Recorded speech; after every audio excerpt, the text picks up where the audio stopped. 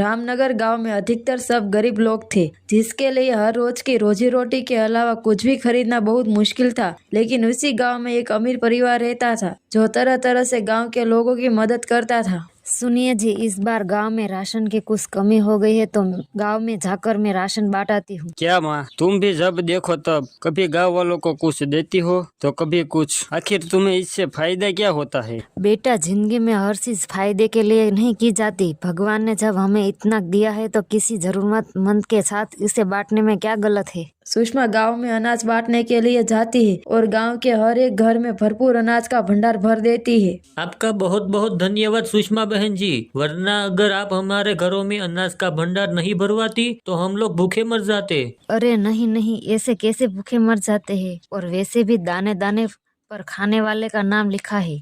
यह सारा अनाज आप लोगों के नसीब का है, इसमें मुझे शुक्रिया कहने की कोई जरूरत नहीं है। सुषमा बहन जी सबको अनाज देकर वहां से चली जाती है। तभी एक दिन वह गांव के मंदिर में जाती है तो उसे बहुत से लोग ठंड से ठठुरते हुए दिखते हैं। उन्हें इन लोगों को देखकर बहुत दया आती है। अरे अरे, देखो तो बेचारे ठंड में किस तरह ठुठे रहे हैं। मुझे उनके लिए कंबल खरीदकर उनकी मदद करनी चाहिए। तभी उसे पता चलता है कि गांव में किसी के घर में कंबल नहीं है, तो वह सभी गांव वालों के लिए कंबल खरीदने का निश्चय करती है। कुछ दिन बाद, अरे तुम लोग यहाँ पर क्या कर रहे हो? तुम्हें पता नहीं है क्या, सुषमा बहन जी आज सब लोगों को कंबल बांट रही है। ठंड का मौसम शुरू होने वाला है, चलो कंबल लेकर आते हैं। सब गांव वाले इकट्ठे होकर सुषमा बहन जी के घर के बाहर पहुंच जाते हैं, जहां वो गांव के सब लोगों को कंबल दे रही थी। आप जैसी दयालु औरत पूरी दुनिया में और कहीं नहीं होगी, जो हम गरीबों के लिए हमेशा इतना सोचती है। यह पूरा गांव मेरा परिवार है और अपने परिवार के लिए तो इंसान इतना सब कर ही सकता है। यह लो तुम्हारा कंबल, और किसी और चीज की जरूरत हो तो वह भी बता देना।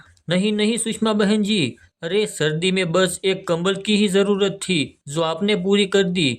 अभी हमें और कुछ नहीं चाहिए। आपका बहुत बहुत शुक्रिया। सुषमा ठंड के मौसम में सब गांव वालों की मदद करती है, लेकिन उसका पति बूढ़ा और बीमार था, इसीलिए इस बार ठंड में और ज्यादा बीमार हो जाता है और इसे सांस लेने में तकलीफ होने लगती है। आप बिल्कुल भी परेशान मत होइए। अगर इस डॉक्टर की दवाई से आराम नहीं हो रहा है तो कोई बात नहीं, मैंने दूसरे डॉक्टर को भी फोन किया है, वह अभी आते ही होंगे। सुषमा डॉक्टर को फोन करके बुलाती है, लेकिन नए डॉक्टर की दवाई से भी उनके पति को आराम नहीं होता। ठंड में बीमारी की वजह से वह चल बसते हैं, लेकिन उनके पति की मृत्यु के बाद उनका बुरा समय शुरू हो जाता है। माँ, मैंने और मधु ने फैसला किया है कि अब हम लोग यहाँ पर नहीं रहेंगे। मैं अब बाहर अपना बिजनेस करूँगा और वहीं पर शिफ्ट हो जाऊँगा। लेकिन बेटा, मैं इस गांव को छोड़कर कहीं और नहीं रहना चाहती। तेरे पिताजी भी अब नहीं रहे और उनकी सारी यादें इस घर से और इस गांव से जुड़ी हुई है। हाँ हाँ, तो तुम यहाँ रह सकती हो ना? वैसे भी सिर्फ मैं और मधु ही यहाँ से जा रहे हैं। मुझे पता था तुम हमारे साथ नहीं चलोगी, इसलिए मैंने तुम्हारी टिकट भी नहीं करवाई। सुषमा को अपने बेटे की यह बात सुनकर बहुत बुरा लगता है। वो समझ जाती है कि उसके बेटे को अब उसकी कोई जरूरत नहीं है, लेकिन वह कुछ नहीं कहती, बस चुपचाप घर के कोने में बैठी रहती है। कुछ दिन बाद उसका बेटा अपनी पत्नी के साथ वहाँ से चला जाता है। तभी उसके अगले दिन जब सुषमा सो रही थी तो उसे कुछ आवाज आती है। वो उठकर देखती है तो उसका सामान कोई बाहर फेंक रहा था। अरे, ये सब क्या हो रहा है? मेरे घर का सामान कोई उठाकर बाहर क्यों फेंक रहा है? सुषमा बाहर जाती है तो कोई व्यापारी वहाँ खड़ा हुआ था। अरे, ये सब क्या हो रहा है? मेरे घर का सामान कोई उठाकर बाहर क्यों फेंक रहा है? कि यह घर अब तुम्हारा नहीं है, तुम्हारे बेटे ने इस घर को मुझे बेच दिया है। आज से तुम यहाँ नहीं रह सकती। अरे, लेकिन ऐसे कैसे हो सकता है? मेरा बेटा इस घर को कैसे बेच सकता है? मेरा बेटा यहाँ से चला गया तो तुम इस बात का फायदा उठा रहे हो और मुझे बेवकूफ बना रहे हो। सुषमा इस बात पर यकीन नहीं कर पाती कि उसका बेटा यह घर बेच चुका है, लेकिन जब वह अपने बेटे से बात करती है तब उसे पता चलता है कि पैसों के लालच में उसका बेटा घर को बेचकर चला गया है। गाँव में ठंड का मौसम था और सुषमा के पास रहने को घर भी नहीं था। वह ठंड में उधर इधर भटक रही थी। ऐसे तो मैं ठंड से मर जाऊंगी। मेरे बेटे ने तो मुझे दुत्कार दिया, लेकिन मैं जानती हूँ गांव वाले मेरी मदद जरूर करेंगे। मैं गांव वालों के पास जाती हूँ। सुषमा गांव में जाकर लोगों से मदद मांगने लगती है। वो गांव वालों के घर जाकर उनका दरवाजा मदद के लिए खखड़ाती है। अरे सुषमा बहन, आप इस समय मेरे घर के बाहर क्या कर रही है? रामू भाई, मेरा बेटा मुझे धोखा देकर चला गया। इसने घर एक व्यापारी को बेच दिया। अब इस ठंड में मेरे पास रहने के लिए घर भी नहीं है। क्या मुझे एक रात के लिए तुम्हारे घर में आश्रय मिल सकता है? माफ करना सुषमा बहन, लेकिन मेरे घर में इतनी जगह नहीं है कि मैं तुम्हें घर में रख सकूं। अच्छा, कोई बात नहीं रामू भैया, अगर तुम मुझे घर में आश्रय नहीं दे सकते हो तो एक कंबल ही दे दो। मुझे बहुत ज्यादा ठंड लग रही है। अब मैं तुम्हें कंबल दे देता सुषमा बहन, लेकिन मेरे घर में 4 लोग हैं और मेरे घर में सिर्फ 4 ही कंबल है, इसलिए मैं एक भी कंबल तुम्हें नहीं दे सकता।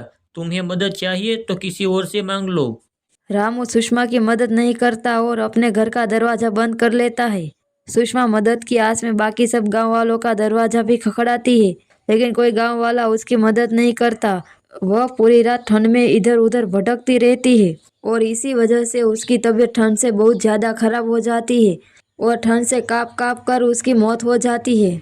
गांव वालों को जब पता चलता है कि ठंड की वजह से सुषमा बहन जी की मृत्यु हो गई है तो वह अंतिम संस्कार दे देते हैं, लेकिन सुषमा जी की आत्मा को मुक्ति नहीं मिलती क्योंकि उन्होंने हमेशा गांव वालों की इतनी मदद की। इस वजह से वो एक चुड़ैल बन गई। मैंने गाँव वालों की हमेशा इतनी मदद की, लेकिन जब मुझे चाहिए थी तो सब ने मुझे धुतकार दिया।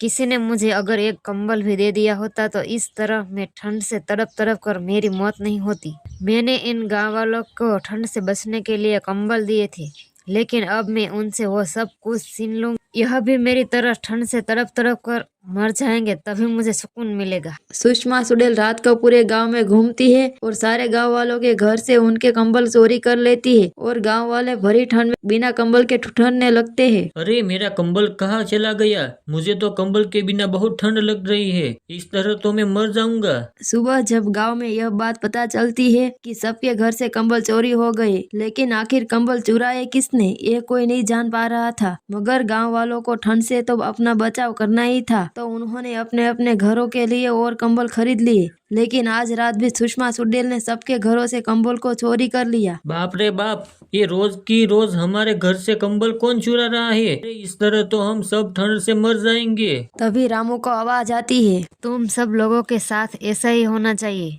मैंने तुम लोगों को ठंड से बचाने के लिए तुम लोगों को कंबल दिए, लेकिन जब मुझे कंबल की जरूरत थी तो तुम में से किसी ने मुझे कंबल नहीं दिया।